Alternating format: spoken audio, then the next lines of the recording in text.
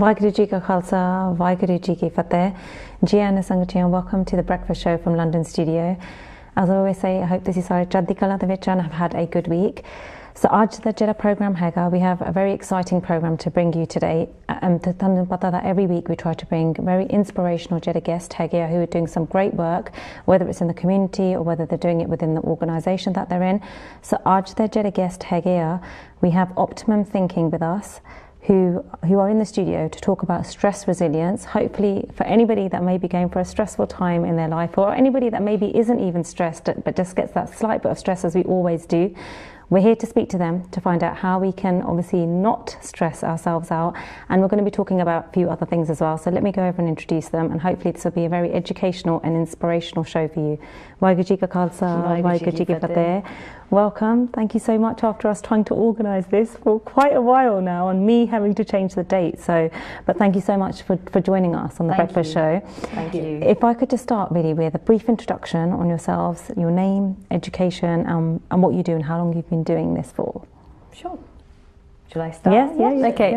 My name is Manmeet Kaur Chaudhary, and I have been doing Optimum Thinking kind of skills for nearly about 10 years, I'd say, after studying human behaviour. Okay. My background is, study-wise, I've done business management at university, and I did a career in sales since I was about 16 years old. Okay. So when I was in sales, like I was pretty much like top saleswoman, number one saleswoman, you know, and I started to get really like good results for the companies I was working with.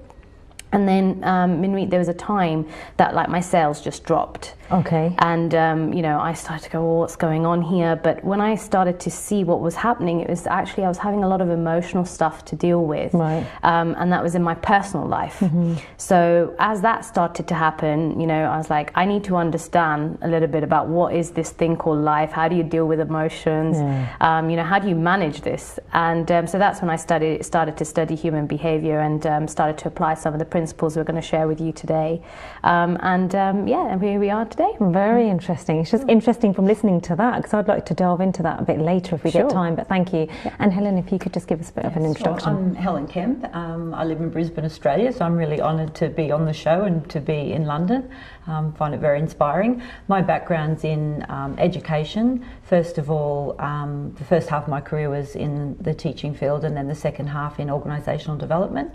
And as I look back, I realise I've always studied human behaviour.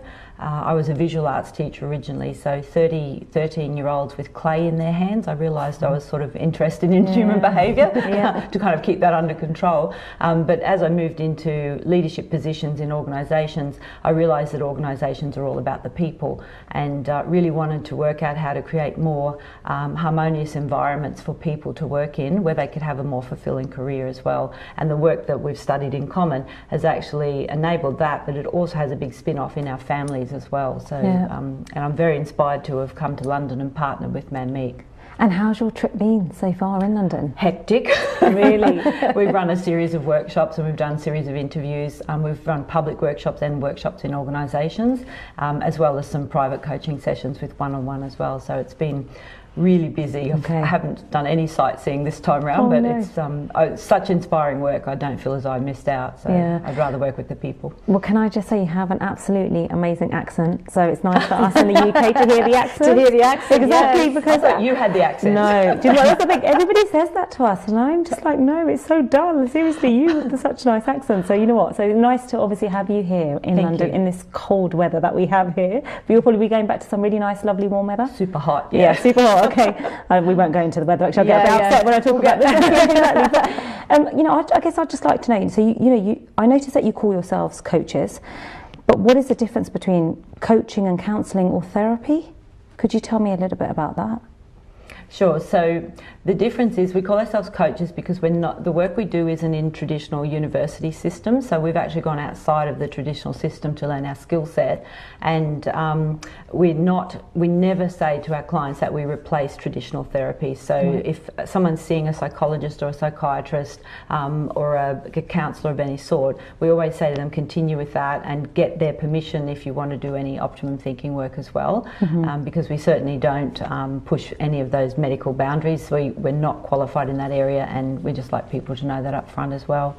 And then what different situations do you provide coaching on then? If you could talk me through some of the...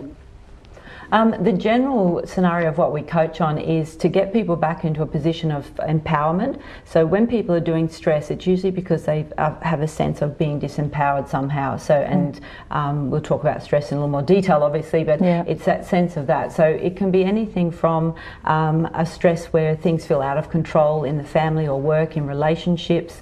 Also, it can be any kind of loss you might have experienced, like perhaps you've been made redundant, or you may have had a breakup in a marriage, something like that. So it's a wide variety of areas, but the common thread is really about helping people regain their sense of self-leadership and self-governance, and get their stress level back into a manageable state.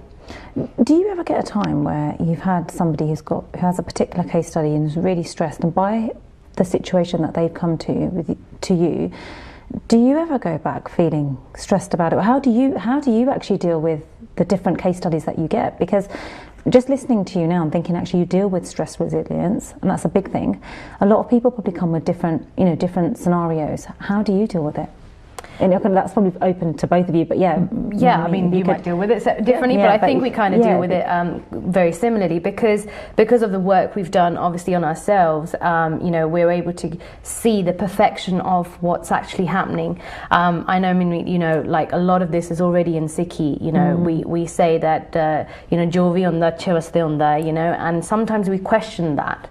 But if it's that kind of certainty that we hold, knowing that we can help someone, so we don't actually get emotionally attached to the problem, because we know that we are able to help them with the specific tools to get out of that, and actually see whatever they're experiencing is more like on the way and not in the way. And then you're able to actually Helen talks about this, like the state of gratitude, that you can actually help people get to, where in that moment you don't want anything to be different, and you just see it as perfect.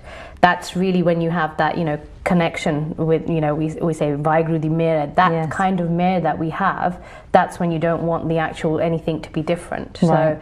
So but it's the certainty that we hold when we're coaching, knowing that there is an absolute perfection in everything that we've experienced, and that experiences are just experiences, neither good or bad. They're just experiences that is actually what we're learning from them. That's the key thing. That helps us actually coach. Is there anything? And Helen, what about yourself? Probably the only extra bit I would add is from a little bit of neuroscience, just from the point of view of we see our job as working with clients and we're co-creating with them. So we don't think that we're fixing them because we don't think they're broken. They've just got unresourceful thinking. So our job is always just to help them shift their thinking to create new awarenesses. So therefore we don't need to get as emotionally involved with them, and that it's actually our job to keep our prefrontal cortex, which is like our executive centre, online when our clients may be in a very distressed state and they're emotionally upset. We kind of have to let them borrow our executive centre to help them process, so to keep in a very present state with them. So, in a way, I guess, Manmeet, this might be maybe a bit something that you could maybe answer just from the aspect of Sikhi, we say about attachment, we shouldn't be attached to anything. In a way, is that, I guess what I'm trying to ask is that not the therapy, is that the solution that you try to give about attachment? Is it about not being attached? It's a little bit, it's not like not being attached totally. It's actually like you're getting to a state of when you're just grateful. And when you're grateful, you can see how everything has served. And then you're almost not attached to which way it should go. Right. Because in the moment that you're attached to a certain thing being a certain way, you're questioning the work of God. True. Right? The God, universe, whatever we want to call it. Okay. So it's actually a questioning process that we help people see, that when you look at both sides of something, then you're able to get to that moment of actually, the way it went, I won, and it's there's nothing to change there. So there is that moment that you get to non-attachment once you balance your perceptions. That's the key thing here. It's about balancing them. Thank you. We have our first caller calling in, so take our call. Vaheguru Ji Ka Khalsa, Vaheguru Ji Ki Fateh. Hello. Hi. What's your name? Hi, my name is Deepa. Oh, hi Deepa, thank you for calling. Do you have a question, or is it a case study that you're going to be sharing with us today? It's really just sharing my experience that I've had with Optimum thinking. Okay. and Mammy and Helen, yeah. Yes, please. Do share that with us. So I attended the foundation course a few weeks ago and then just completed the advanced course yesterday. Optimum thinking and DeMartini's work is something that I've been interested in for a very long time. And actually bit the bullet and did the course, and it was just an absolutely amazing experience. I just feel like it's helped me enrich so many areas of my life. I think one of the biggest thing I got from it was just the massive improvement I've seen in the relationship between me and my 7-year-old. Right, okay. So, you know, you can just imagine typical boy, 7-year-old, Yes. pushing my buttons constantly. Yeah. And I was having a real big power struggle with him. And I didn't quite realise how bad it had got, but realised that I was really emotionally tormenting myself about it all. And what the course did and what the girls made me see is just true clarity really around that area. And although outwardly nothing's changed, I can see internally I've just got this like level of peace with the whole situation, and I just see, you know, my boy's perfect as he is, and what I'm doing is perfectly right for him as well, and it's just that emotional charge around it's gone. And it's just been fantastic. I'd recommend it to every parent out there, to be honest. I'm really quite excited to see how this will play out in my children's lives going forward as well.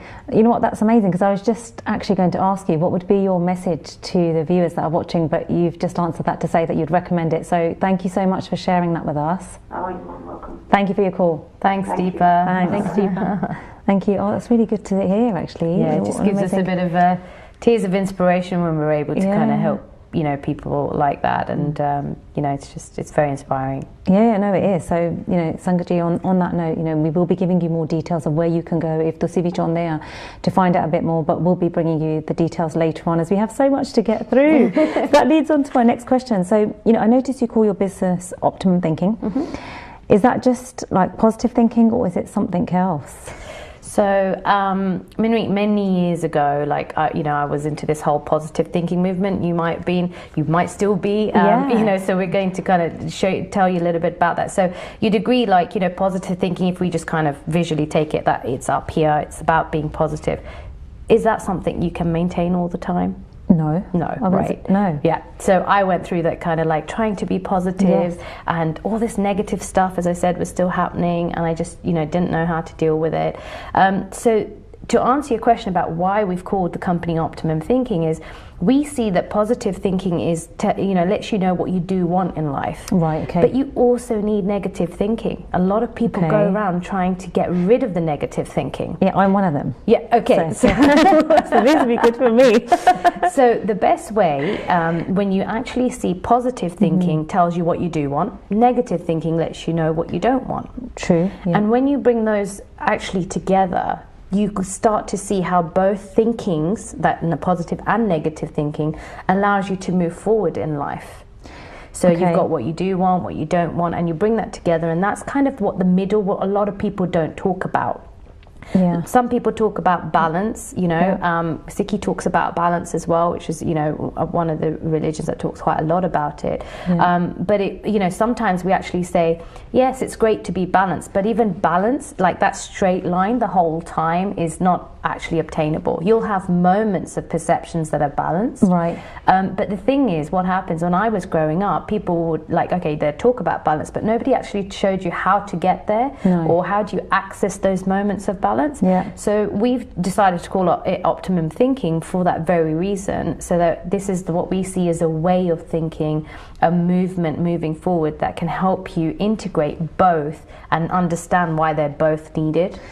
Because for me, so Optimum Thinking, and not now because you've explained it, but, and I know there's another question that I have off the back of that one, but Optimum Thinking for me means straight away I have the word positive thinking straight away, as I was saying to you just before the show, that optimism and positive, I'd put it together, but I always think of it, it's even now, even me saying Optimum Thinking, I'm thinking of positive thinking. So I guess I want to kind of delve into that a little bit more. You know, you're saying the positive and the negative, you need them both together. Yes. Could you, is there maybe a story or something you can share as an example of how does it work together? And I guess, you know, if you start here, what's the end result? What can you achieve by them two working together? Just so that our viewers can understand, but also just from this perspective of me sitting here to understand it a bit more? Sure. So I'd give an example here of a client that I worked with who was 8 years old. So when we're saying they're working together, what we're saying is that when we have any reaction to something, we've made a judgment about something, we've made either a positive or a negative reaction to it. So if we've made a positive one, it's now out of balance because it's actually an infatuated result or an infatuated judgment. So we're going to use negative to bring that back down to balance. And if we've made, a positive, we're going to say, how did it not help me to bring us back down? So we're going to use negative thinking to bring it to here. If it's a negative, a perceived negative, we're going to use positive thinking to bring it back up to balance. But we're not making a negative positive or a positive negative. And there is no, one of our biggest challenges in our language, we don't have this middle language. So we're saying optimum for you at that moment in time. So the example I'd share as a short case study is the little 8-year-old boy. His mum brought him to me because I'd done some work with her and said, I'm not sure if you can help him, he's so young. I said, I'll give it a go. And he was really quite scared of going to school because the boys at school were throwing sticks at him, and they were the big boys, so they were a little bit older than he was. And he said, oh, they do it round the back where the teachers never come. And so I said in a much longer session than this, but it was basically, I said to him, so imagine God was helping you and the boys were actually your agents of the universe helping you in some way. What could be the good thing about having sticks thrown at you? And he said, stupid woman, there can't be anything good about that kind of thing. You just saw the look on his face. And I said, well, just imagine there was. And he thought about it for a while, and then he said, it makes me really good at dodgeball.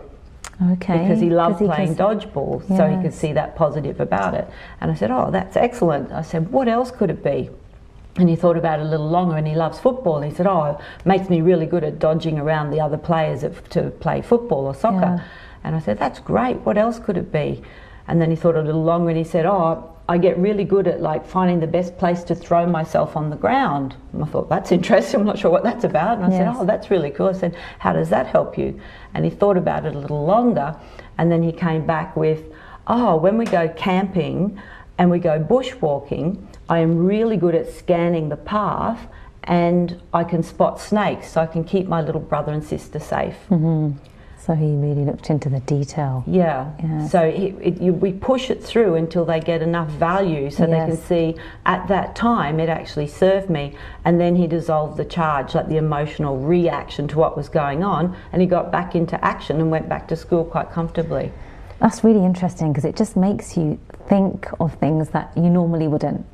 Because you wouldn't normally think of them. Exactly. So that is really interesting. It's really key. And what Helen's saying is, like, although she's using the words good, because with an 8-year-old you have to say what was good in that, so that they start. Because if you start using words like what was the benefit in that to an 8-year-old, they might not start to process. But all you're doing is actually bringing that perceived negative back into, you're already aware of what the negatives are, so you're just stacking all the benefits until you can actually go, okay, that was just an experience, there wasn't any good or bad in that. And that's really good, like you said. I really like the way that you've said there wasn't any good or bad in that, because that's what we tend to do as normal human beings.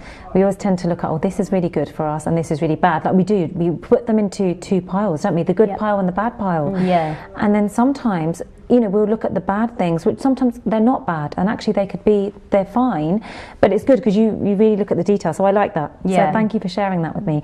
So why is optimum thinking better than focusing on, we've got a call now actually, so I'll come back to this question. Okay. So we've got a second caller now, so we'll come back to that. Waheguru Ji Ka Khalsa, Waheguru Ji Ki Fateh.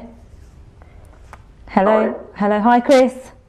How are you doing? Hi. Are you here? Are you calling for sharing a case study, or have you got a question? I've been doing some work with Manmeet and Helen over the past month or so, I'm happy to share some of my experiences working with them and how they've found them beneficial. Yes, please, if you could share them. Right now? Yes, Can you hear me? Yeah, can you hear me? Yes, I can hear you, yep. Sounds like we've got the perfect phone for.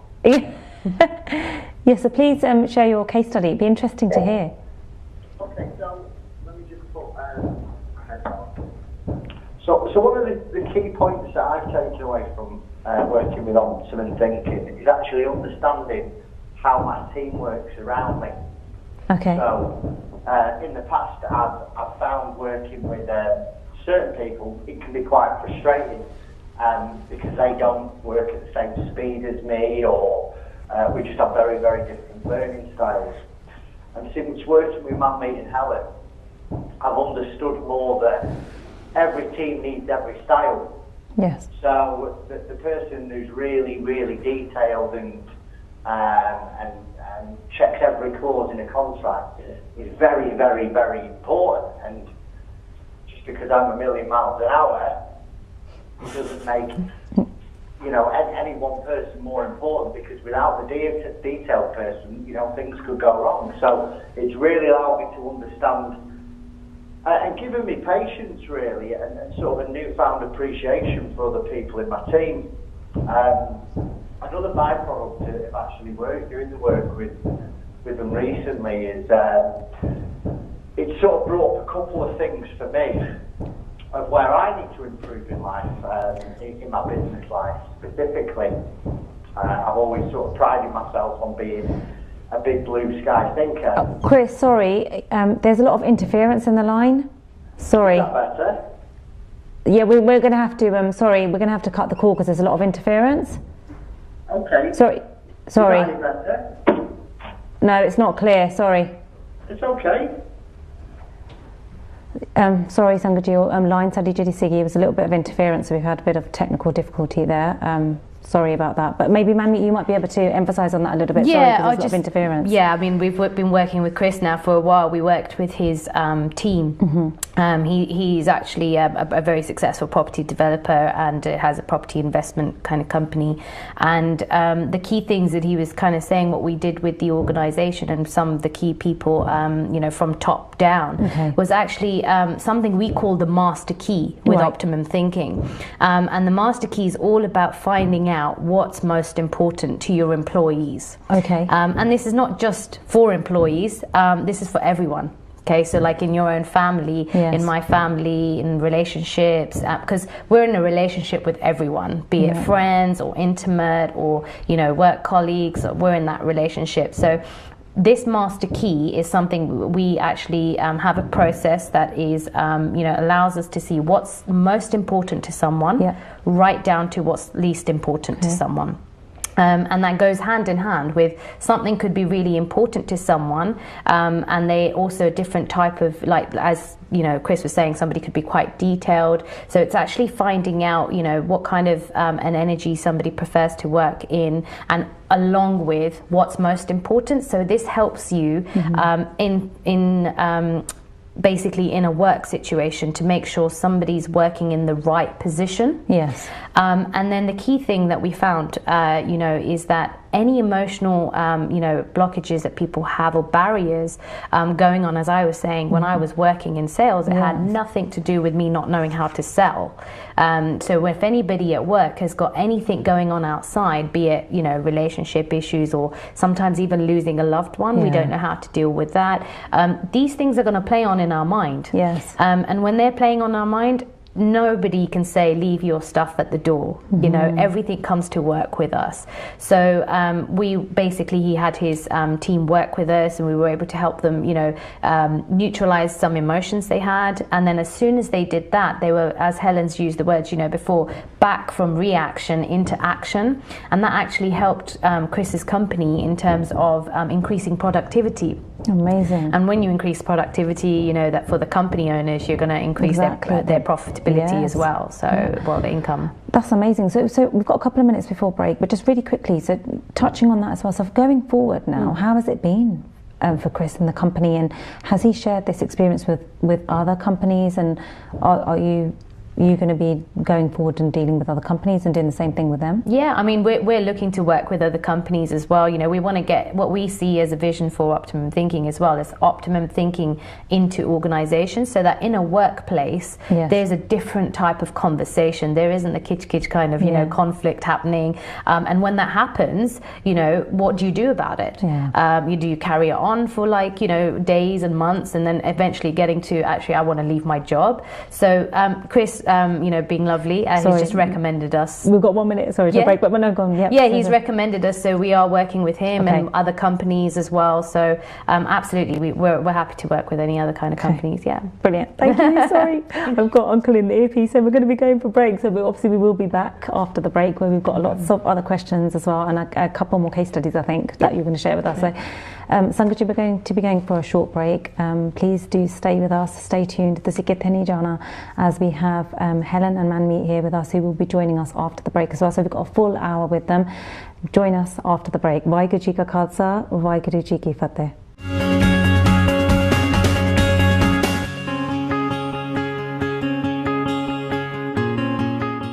Vaheguru Ji Ka Khalsa, Vaheguru Ji Ki Fateh. Welcome back, Sangaji, after the break. As so most of you that obviously have seen the first half, you'll know that we have Optimum Thinking with us here in the studio. For those of you that have just joined us, we have some very amazing guests with us here by the organisation of the name of Optimum Thinking. I see Onandana Galla Bata Kanya, and they're going to be here with us for the full hour. So if you have missed it, we will try to get you the YouTube link afterwards, which means that you can watch it in your own time. But before, obviously, I go on to leading on to my next question, I'd like to ask you on the thought of the day, because normally on the breakfast show, I always have a thought of the day that I usually bring in. But sometimes I like to ask the guests to bring something in. So I know that you've brought something in with you today. If you'd like to share that, I'd love to share. It's a quote my dad actually came up to me the other day, and he says, "Manmeet," he goes, "Main te optimum thinking badi der da kar raha," and he said, there's a quote by Shakespeare. Okay. And he said, "Nothing is either good or bad. It's just our thinking that makes it so." That's very good and very deep as well. And my dad's 86 years old. Oh, so Uncle G, amazing thought of the day. Thank you that you shared that with Manmeet, who shared that now with all our Seek Channel viewers. Thank you. So hopefully we can actually walk on that and try to take that in. So nothing is good or bad. It's just our thinking that makes it so. That's true, actually. The mind, like they say, the mind can be your best friend or your worst enemy, right? So anyway, I'd like to, I guess, my next question really would be in terms of what is the best way to stop feeling down? Because that's something that you deal with as well, correct? Yeah. If you could tell me a little bit about that. What is?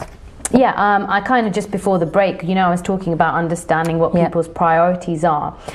So once you start to know what's really important to yourself, so that relationship with yourself, see, we tend to kind of maybe feel down because we're not living by what's most important to us. Yeah, and true. When we're not living by that, it's one of a few things. It's either we're thinking we should be like someone, or we're basically thinking that actually, somebody should be like us, and we start feeling down that they're not living according to what we think they should be. So that's why we call it the master key, because that's really something that's operating us on a very subconscious level.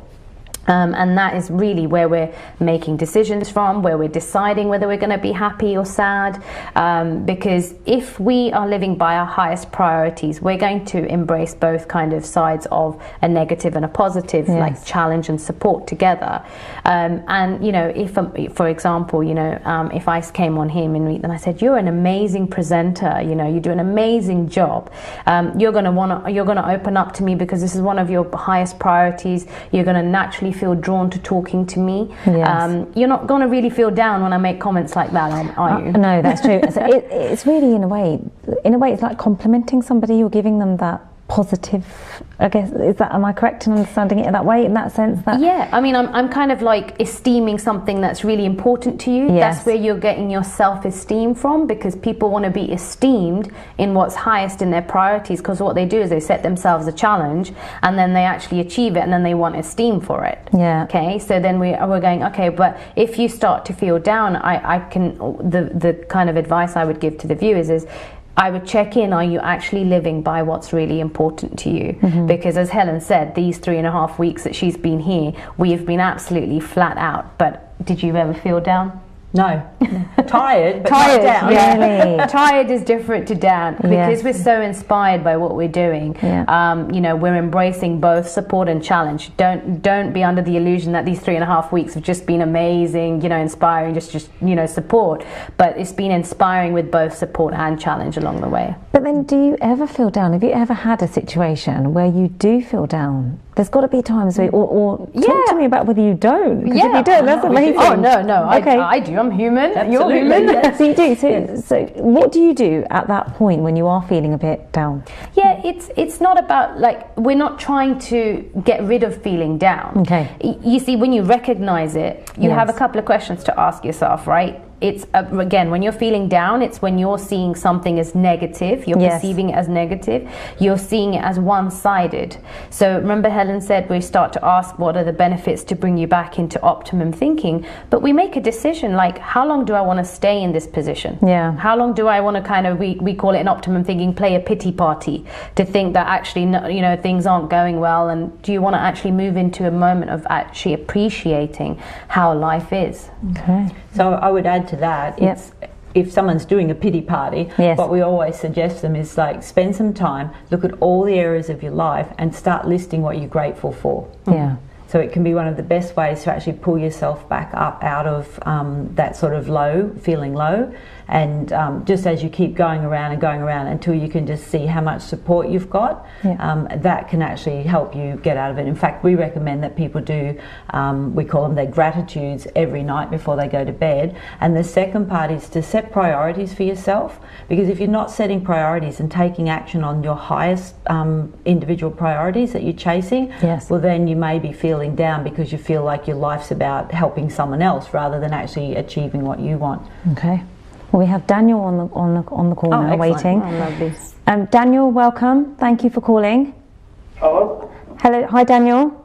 Hi, okay. Hi. I understand that you've worked with Manmeet, or had some work that you've done with her. And was there a challenge or something that you faced that you'd like to share?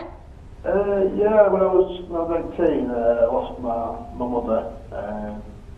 Under quite tough circumstances at the time. It was with my stepfather. Right. Murdered her and he went to prison. And I carried her out that around for 10 years really before I met Manmeet. I was really struggling with it. And I couldn't really see past the date of his release from my life. I couldn't see the positives in what had come of that. So I did some work with Manmeet, and within the space of 3 or 4 hours we managed to basically see the positive that had come in my life since that point, and basically just work through it together. That's brilliant. And since then, have you been able to share that with friends and family to make them aware that this is the work that they do? Yeah, I have no problem with that now. There's no like emotional charge to what happened really, you know, and like it was before. So I have no problem sharing with people what happened and talking through it. Brilliant. Thank you so much, Daniel, for sharing that with us. No problem. And thank you for your call. All right, thank you very much. Thank you. Take care. Thanks, Daniel. Oh, that's amazing, because grief, I mean, if we could quickly just touch on that, but that's obviously a big thing that people find very difficult to deal with. And to hear that somebody's actually dealt with it and now is able to talk about it, is there anything more you'd like to say? Oh, it was just very inspiring working with Daniel. I mean, he comes from a background of no, kind of personal development, and didn't know anything about any kind of way that thinking can actually help.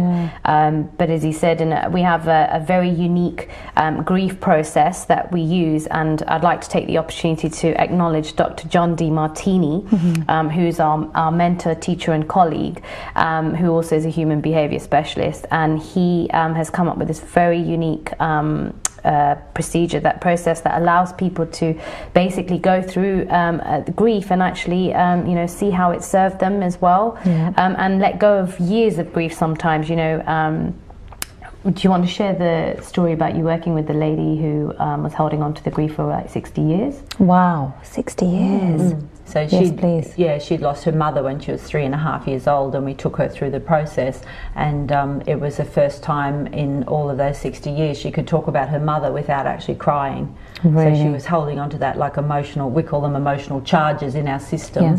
And it just sort of eats away at you if you don't actually deal with it, because in modern society it's, don't show your feelings, suck it up princess, or sort of stuff it down kind of thing. So bringing those emotions to the surface process, and then we call it equilibrating it so it's balanced. It means you don't have to think about it anymore, and it's not to be disrespectful to the person who's passed. It actually opens your heart to them. Yes. Because you're not resenting them for leaving anymore. Yeah. So it actually balances that. And as Mamie said, Dr. John DiMartini will go down in history for that process. So it's a very, very powerful process. So there is ways to deal with grief, really. Yes. Yeah, the process is very easy. But I'll be honest, the principles itself is actually in Sikhi. Okay, talk to us about that. Yeah, we say energy is never destroyed, it's only transformed. And in Sikhi we say we have the physical being, and we have the Atma, which is the soul, and once the Atma is connected with Paramatma, the only thing that's changing is the physical form, but the soul stays, the Atma's here. So this process allows you to have a questioning process to see, well, how is that transformed? How is the Atma still here? And how can I still see the person that I'm perceived to be missing actually still here? So it's a very unique process, but as I said, a lot of the principles are already in Sikhi, but no one teaches us how do we get to those. Or some people, maybe we just need to expand on how to get there, so we just feel that this is a way to get people through that. And talking about the Sikhi side of it, do you ever get people that do come who might just question their faith a little bit and find that they can understand it a little bit through the principles of what you teach? Have you ever had that, where somebody's a bit confused with, but my faith tells me this, and now optimum thinking is teaching me this? Is there anything you could share on that side? Yeah, I mean, I myself have gone through two different types of journey with Sikhi. Like, I've gone and studied human behavior, and then I've come back to go, okay, well, where is this in Sikhi? And actually, not just in Sikhi, I've looked at a lot of the other religions too, and I can just see that there's a pattern there that if you really go back to the interpretations of what's meant to be, they're just there. So I don't feel like science and religion are two different things. I feel like they come hand in hand, but it's just a matter of how people interpret them. So they're definitely there, the principles, but as I said, I don't see them as separate. And we do have sometimes people, it does challenge some of their paradigms. But I've worked with a very highly Islamic person as well, and just actually relating to what's written in the Quran. They've just gone, oh yeah, I get it. So it's just, if you're able to relate to somebody and what's important to them, you'll be able to help them. Yeah, great, thank you. We have Chris calling back now. Yes. Hi, Chris. Hello, Chris. Hello, sorry about that, we had interference on the line. That's all right. Sorry. So if you want to share your case study with us again, please, because it was so interesting, and then the interference came in, as it does. Where did you lose me? Well, do you know what? It's actually not very clear even from the beginning, wasn't it? So if you want to start from the beginning, it'd be great for our viewers. Okay. Let me cast my mind back. Okay. So, some of the things that I've taken away from working with Optimum Thinking, they've helped me understand other key members of my team better. Sometimes I've struggled in the past with people who don't have the same style as me, the same style of learning or the same style of working. And it was a bit of a light bulb moment,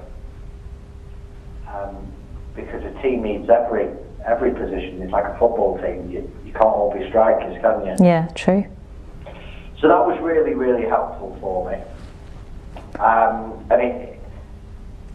One of the really interesting things, I took some of my team down to Optimum Thinking Foundation workshop a couple of weeks ago, and obviously a lady who I've worked with for years and years, but I really didn't understand what was important to her, which was crazy really. I had an idea, but when we was looking at people's helps, what's important to them in life, it made the training made things really simple to understand, really easy to grasp, and I've just got a much deeper understanding of what makes it tick.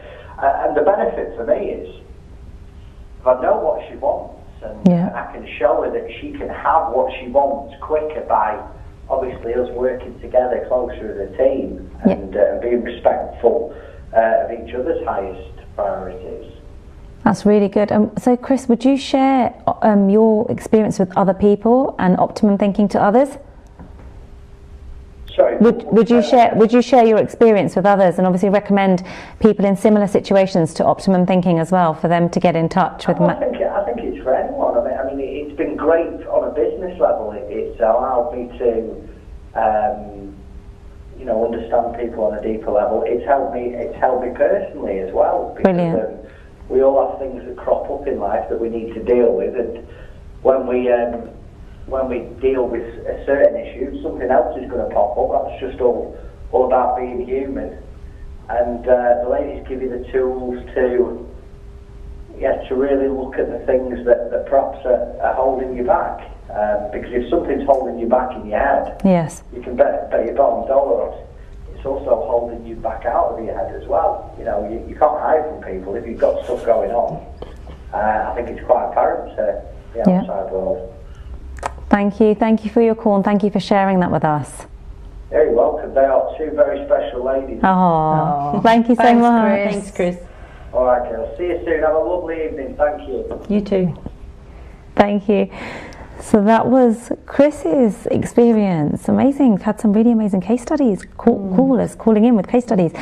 So I guess the next thing I'd like to ask you, and this is so true actually, just in general, I've heard this so many times from people, how come when I go home feeling really positive because I have had a super successful day, that my husband or wife seems to bring me down with criticism? Like me to take that one? Yeah, I've done a lot. So it's interesting because when we were talking about the middle space, that there's kind of a lack of language. We have a lot of polarization in our language because we tend to think good, bad. We also found that there's a concept of where we get a little bit puffed up and full of ourselves, and so we call that the overdog position, where you kind of think you're better than other people and you project your priorities onto other people. And then there's the opposite of that, which is the underdog, which you kind of look up to people and you want to be like them, so you try to put their priorities and inject them into yourself. So we actually invented a third position because we couldn't find one in the language, which is called Optimum Dog, which sits in the middle as well, so we had to invent one for that one. Okay. So when we come home and we're all full of ourselves and we have a really puffed up kind of day, we say that your partner is the agent of the universe to bring you back to balance, so that you can actually get out of reaction again and out of being full of yourself and get back into achieving more in your life. And similarly, have you noticed that if you come home really kind of down, that they'll automatically be the one to try and boost you back up and get you out of underdog position? So sometimes we just focus on the fact they bring us down and we don't realise how often they bring us up. That's true. So the person's going to be, we call them double agents, so they're going to do both for you. So relationships are about keeping you in that humbly empowered space in the middle, rather than in either the overdog or the underdog reaction space, because in the middle you can actually open your heart, have better communication and achieve more. So they're going to do it. So people just have the unrealistic expectation that when there's a ring on the finger, it's all about support. Right. They don't realise that true love is about both challenge and support to help you grow. And have you ever had any a married couple come to you with, the verge of, actually we're at the verge of, we're at each other's necks, and I think Helen, what I'm going to ask, and they've come to you and basically they've taken on board what they've learned from Optimum Thinking, they've gone back, implied that within their marriage, and actually things have got better? Absolutely. You have had that? Yeah, regularly. Really? Regularly? Yes. Yeah. So amazing. I had one client, a couple, fly from another city to work with me all weekend because they were looking at divorcing, and that was about 3 years ago. They're still together. So it's about a new language and a new way to understand emotional reaction, so that you can actually understand each other a lot more by understanding each other's priorities. And then we have a series of process we take people through to get really clear on how they're serving each other in the relationship. However, I'd also say that we're not attached to whether they stay together or not, because our intention is always to help them get what's best for them. So what we do is, if they do choose to separate, it's always a far more calm, balanced and appreciative separation of each other if that relationship no longer serves them. So it's a completely different way once you're choosing to separate, when you're already emotionally balanced and appreciative of your partner. And it's just that at this point in time that relationship doesn't serve us anymore. So we're, as I said, we're not attached. you know, you said before Yeah, about about attachment. yeah. So we can't be attached, otherwise we're projecting onto them what we think should happen. Yes. Whereas ultimately they need to do what's best for them. Amazing. Very good to hear. Yeah, I'd just like to add Yeah, one of thing. course, yeah. You know, when Helen was talking about the question you asked was specifically for husband and wife. Well, if you're like me and you come home and you don't have a husband or wife, but you've got parents, Yes. they're there as double agents as Oh, well. yeah, that's true, actually. You know, it's very much there about if you get really like, you know, puffed up and think you've done an amazing job. I sometimes can actually, you know, do that in the office and go, oh yeah, that was a really good job. Yeah, I did, you know. But before I actually go out into the main, you know, living room from the office, I will ask, who did I not serve today? Who was I not able to get in contact with? So I bring myself down into equilibrium before somebody else has to bring me down. Somebody right? does, that's good. So it's a very like a key process that you can go, well, where did I not show up? Who did I not serve? But yeah, I just want to let everybody know that our parents do the same. You know, they or serve our siblings. Or our siblings. Yeah, exactly. Everybody's just serving us to bring us back into balance as well. Yeah, amazing. So stress is my next topic that, you know, would like to know a lot more about, because all of us, I mean, probably not yourselves, you don't look stressed at all, but someone like myself who gets stressed out very easily. What is stress and what causes it, and what to do to develop stress resilience? There's about 3/4 questions in that one. I'll let you start. I'll take over yeah. if we need to. That's fine. So you said we don't look stressed. So I'm sorry, and we've got about 5 minutes left. Oh, we've got 5 minutes to answer stress. That's why I put them all in one. All right. So very quickly, there are a few different types of stress, and you know, you have something called eustress. Okay. And eustress is really when you're living by your highest priorities. Remember earlier I said you'll embrace both support and challenge. Yes. That's the kind of stress you need to grow. So what we, you know, when I was saying we're inspired, we've been, you know, having all the support and challenge, and we've just been going forward. We've been with eustress, and that's where we actually grow, the border of support and challenge. When we go typically one way or the other, it becomes distress, okay? And normally the two forms of stress we have is if we don't want to lose something that we infatuate with, that's a form of stress. So we don't want to lose something that's quite important to us. The other form of stress is we don't want to gain something we don't like. So we don't want that thing to come into our life because we don't like it. So we tend to do, you know, distress when those kind of perceptions come in. Again, the optimum thinking questions can help you come back into eustress as well.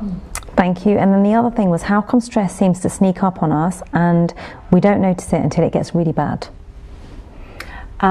Mostly because we have such busy lives, and I think a lot of the sciences have pulled human beings to pieces. So you go somewhere for, say, counselling for your mind, but if you need your eyes fixed, you go to the optometrist or the doctor for all the different ailments. So this work's about putting the two back together. So the mind-body connection is really important. So we encourage our clients to always tune into the body, because the physiology is actually giving you the feedback you need to actually take a bit of a time out and think differently. So it's your feedback system, and typically if it's stress we'd call it negative feedback, to again let you know what you don't want, but to take the time out to see what your priorities are so you can actually get back on track. So it actually serves us, but we're just so busy we don't take that time out to actually feel the reaction in our body. So it's about putting us back together. And we've got a couple of minutes left. How do we, and I want to actually obviously end it on this because this is going to be one of the biggest questions, as our viewers are watching and be thinking, "Asi stress kitna kar sakte hain?" So that basically what I'm trying to say is, how can we get rid of stress in our lives? Well, you can't. It's about how you manage stress. Okay, the way you can manage stress is by implementing optimum thinking skills, and you can learn the optimum thinking skills through coaching or our workshops. And if you could just give your contact details actually of where our viewers can go if they want any more information or want to get in contact with yourselves. Yeah, we have a website. It's www.optimumthinking.net. And we have, as you know, Australia, you've got an Australian office and a UK office. So I head the UK office, and Helen heads the Australian one. You can go in and actually register your interest, just fill out a form, and that will basically keep them updated with all the next workshops that we'll be doing in the UK and Australia. Thank you so much. We also do work with clients all over the world because we work on Skype, so we have clients internationally. Brilliant. Thank you so much. It's been an absolute pleasure to have you both on. Thank you for having us, Marie. No worries. Really Hopefully we'll have you on again in the future and we can talk about your upcoming projects and things like that. Sorry time went so quickly, but thank you so much. God bless you. Thank you. So Sangaji, I hope this you enjoyed Kitase, and I hope that it's helped you to actually work out how we can get rid of stress in our lives, as we are always stressed. I know I always get stressed. So sorry to my mum and dad, as I always do get stressed out, but I hope this you enjoy Kita. Please check out Optimum Thinking. And if मैं तो कोई गलतियां भी हुई, please मैंने माफ करियो, पुल्ला चक्कर दी माफी। वाहिगुरु जी का खालसा, वाहिगुरु जी की फतेह।